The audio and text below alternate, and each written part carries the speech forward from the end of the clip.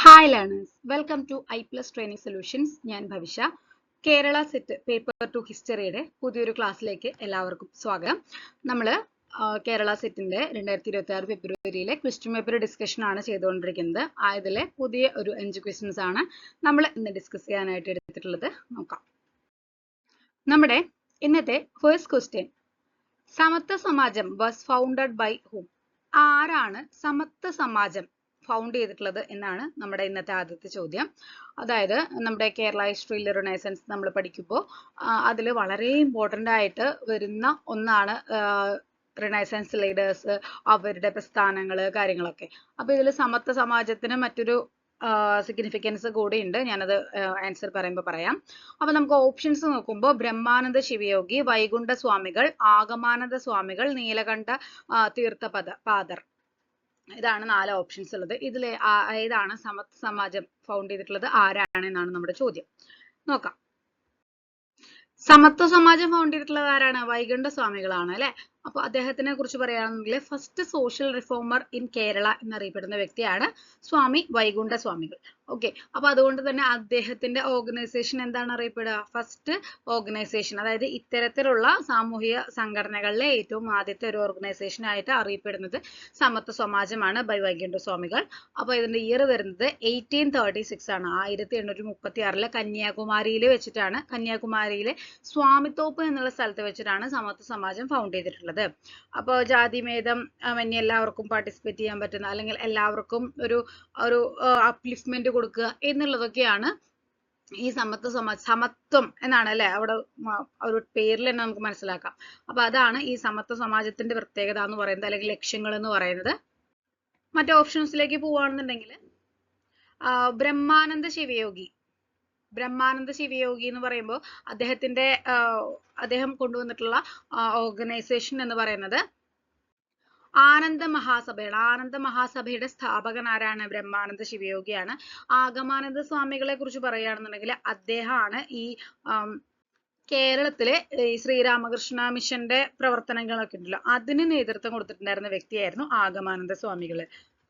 നീലകണ്ഠ തീർത്ഥപാദർ എന്ന് പറയുന്നത് ചട്ടമ്പി സ്വാമികളുടെ ഡിസൈപ്പിൾ ആയിരുന്നു, ശിഷ്യനായിരുന്നു കേട്ടോ.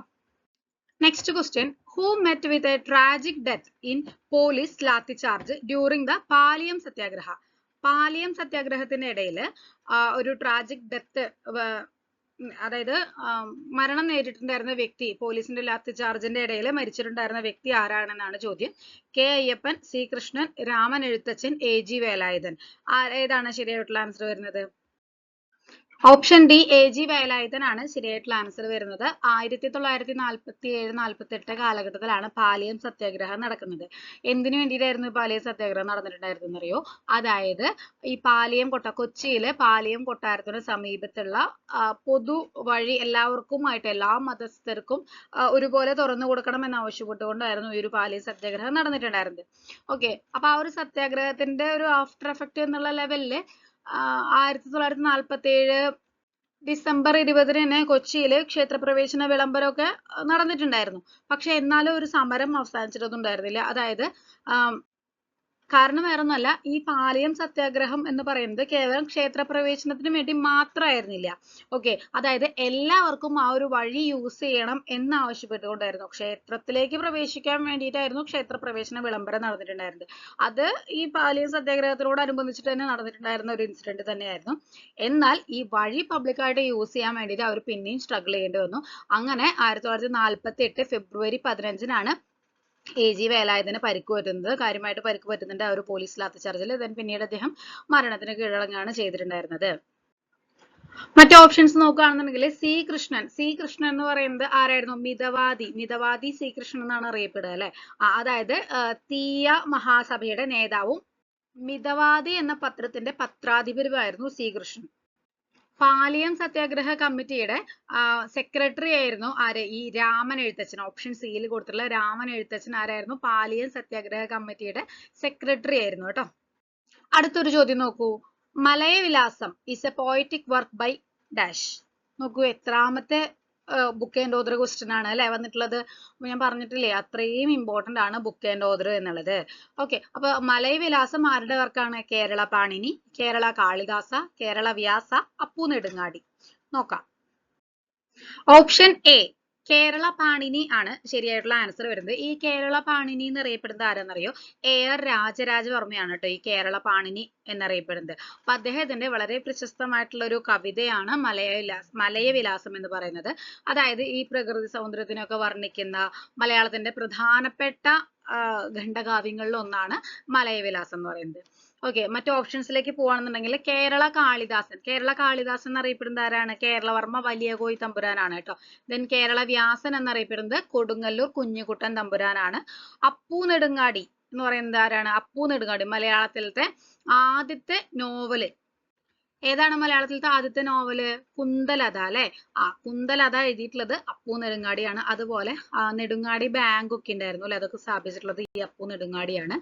Okay, next author of the drama Ritumati. Ritumati എന്ന ഡ്രാമയുടെ author. Next author book and author അല്ലെങ്കിൽ play and author type question ആണ് അല്ലെ. VT Bhattathiripad, N Krishnapillai, MP Bhattathiripad, EV Krishnapillai. Similar ആയിട്ടുള്ള ഓപ്ഷൻസ് ഒക്കെയാണ് അല്ലെ നൽകിയിട്ടുള്ളത്. അപ്പൊ ഋതുമതി എന്നുള്ള ഡ്രാമയുടെ ഓതർ ആരാണ് എന്നാണ് ചോദ്യം. ഓപ്ഷൻ സി MP ഭട്ടതിരിപ്പാടാണ് ശരിയായിട്ടുള്ള ആൻസർ വരുന്നത്. അപ്പോൾ ഋതുമതി എന്നുള്ള ഡ്രാമ എഴുതിയിട്ടുള്ളത് ആരാണ്? MP ഭട്ടതിരിപ്പാടാണ്. പ്രേംജി എന്ന പേരിൽ പ്രശസ്തനായിട്ടുള്ള വ്യക്തിയാണ് MP ഭട്ടതിരിപ്പാട്. ഓക്കെ, അപ്പോൾ അതായത് ഈ നമ്പൂതിരി സമുദായത്തിലെ ദുരാചാരങ്ങൾക്കെതിരെയും അതുപോലെ സ്ത്രീകളുടെ ഒരു അപ്ലിഫ്റ്റ്മെന്റിനും വേണ്ടിയിട്ടും ഒക്കെ അത്തരം കാര്യങ്ങളൊക്കെ തീമാക്കിയിട്ടുണ്ടായിരുന്ന ഒരു വർക്കായിരുന്നു, ഒരു റെവല്യൂഷണറി ആയിട്ടുള്ള ഒരു ഡ്രാമയായിരുന്നു ഋതുമതി എന്ന് പറയുന്നത്. ഓക്കെ, ഇനി VT ഭട്ടതിരിപ്പാടിനെ കുറിച്ച് പറയുകയാണെന്നുണ്ടെങ്കിൽ ഈ VT ഭട്ടതിരിപ്പാടും ഈ ഒരു സിമിലർ കാര്യങ്ങളൊക്കെ ചെയ്യുന്ന ഒരു വ്യക്തി തന്നെയായിരുന്നു. അപ്പൊ ഇദ്ദേഹത്തിന്റെ ഏറ്റവും പ്രശസ്തമായിട്ടുള്ള നാടകം എന്ന് പറയുന്നത് ഏതാണ്? അടുക്കളയിൽ നിന്ന് അരങ്ങത്തേക്ക് എന്നുള്ളതായിരുന്നു അല്ലെ. ഓക്കെ, അപ്പോ ഈ VTയുടെ പേര് VT ഭട്ടതിരിപ്പാട് MP ഭട്ടതിരിപ്പാട് ഈ പേര് അങ്ങോട്ടും ഇങ്ങോട്ടും എപ്പോഴും തെറ്റിപ്പോവാറുണ്ട് പലർക്കും. അതായത് അവരുടെ വർക്കുകളും ഇതും തമ്മിൽ അങ്ങോട്ടും ഇങ്ങോട്ടും, കാരണം ഈ ഭട്ടതിരിപ്പാട് എന്നുള്ള പേരാണല്ലോ വരുന്നത്, അപ്പൊ അതുകൊണ്ട് അങ്ങോട്ടും ഇങ്ങോട്ടും മാറി പോവാറുണ്ട്. അപ്പൊ അങ്ങനെ മാറൊന്നും വേണ്ട. VT ഭട്ടതിരിപ്പാടിൻ്റെത് ഏതാണ്? അടുക്കളയിൽ നിന്ന് അരങ്ങത്തേക്ക് എന്നുള്ള വർക്കാണ്. MP ഭട്ടതിരിപ്പാടിൻ്റെത് ഋതുമതി എന്നുള്ള വർക്കാണ്. ഓക്കെ, ഇനി N കൃഷ്ണപിള്ള എന്ന് പറയുന്നത് മലയാളത്തിലെ ഇബ്സൻ എന്നാണ് അറിയപ്പെടുന്നത്. മലയാളത്തിലെ എന്താ അറിയപ്പെടുന്നത്? ഇബ്സൻ. മലയാളത്തിലെ ഇബ്സൻ എന്നറിയപ്പെടുന്നത് ആരാണ്? N കൃഷ്ണപിള്ളയാണ്. ഓക്കെ, ഭഗ്നഭവനം എന്നുള്ളത് ഇദ്ദേഹത്തിന്റെ പ്രശസ്തമായിട്ടുള്ള ഒരു വർക്കാണ്.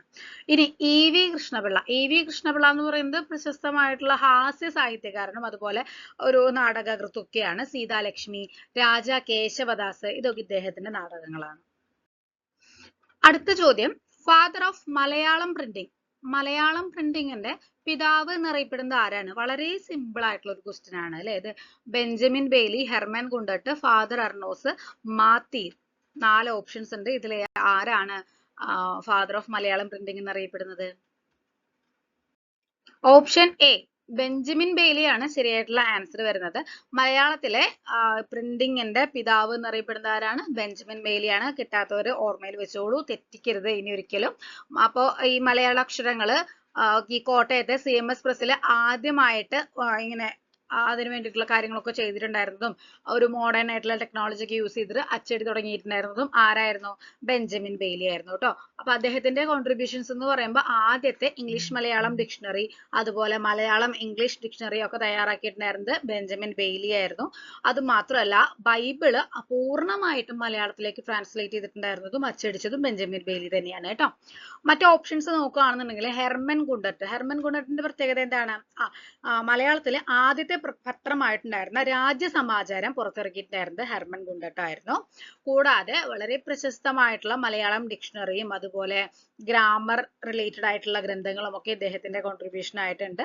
ഇനി ഫാദർ അർണോസ് അല്ലെങ്കിൽ അർണോസ് പാതിരി മലയാളം സാൻസ്ക്രിറ്റ് പോർച്ചുഗീസ് ഡിക്ഷണറി തയ്യാറാക്കിയിട്ടുണ്ടായിരുന്ന വ്യക്തിയായിരുന്നു അർണോസ് പാതിരി. പുത്തൻ ബാന എന്ന് പറയുന്നത് ഇദ്ദേഹത്തിന്റെ പ്രശസ്തമായിട്ടുള്ള ഒരു കൃതിയാണ്. ഇനി മാത്തിയർ എന്ന് പറയുന്നത് ആരാണ്? നേറ്റീവ് ലൈഫ് ഇൻ ട്രാവൻകൂർ എന്ന പുസ്തകം രചിച്ചിട്ടുണ്ടായിരുന്ന മിഷണറിയാണ് സാമുവൽ മാറ്റിയർ. ഓക്കെ, ട്രാവൻകൂറിലെ അല്ലെങ്കിൽ എന്താ തിരുവനന്തപുരം തിരുവനന്തപുരത്തിലെ മാറ്റിയർ മെമ്മോറിയൽ ചർച്ച് ഇദ്ദേഹത്തിന്റെ സ്മരണാർത്ഥം ഉള്ളതാണ് കേട്ടോ. LMS മിഷണറി ആയിരുന്നു ഇദ്ദേഹം. ഓക്കെ, അപ്പൊ നമ്മൾ ഇന്ന് ഡിസ്കസ് ചെയ്തിട്ടുണ്ടായിരുന്ന ചോദ്യങ്ങളും ഉത്തരങ്ങളും എക്സ്പ്ലനേഷനും എല്ലാവർക്കും മനസ്സിലായിട്ടുണ്ടാവും, എല്ലാവർക്കും യൂസ്ഫുൾ ആയിട്ടുണ്ടാവും എന്ന് വിശ്വസിക്കുന്നു. Thank you.